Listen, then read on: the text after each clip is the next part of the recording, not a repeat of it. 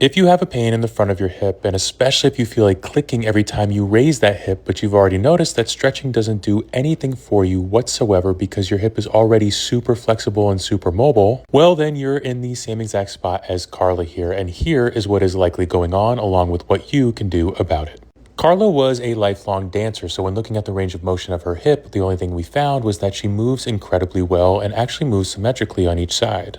But the issue for her, as is the issue with a lot of people in this position, is the strength of the hip flexor. She was much weaker in the hip flexor on the left side, which is the side where she had the pain, and when she sits up tall and tries to bring her leg up, she can't do it at all. And what she can lift is also not strong.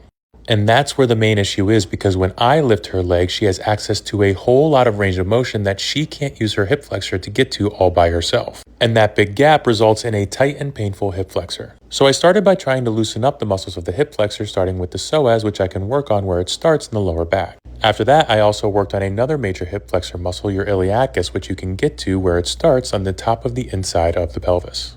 After working on those muscles, she could lift her leg a little bit higher, but more importantly, it was much more comfortable. So then I had her work on this exercise where she brings her leg all the way up and slowly controls it back down to the table. After 10 repetitions of that, she was then able to hold her leg much higher and even accept some resistance. After that, I added one more hip flexor exercise where you lay on your back and march your leg against resistance. After that, it was much more comfortable to move the hips, showing we were on the right path.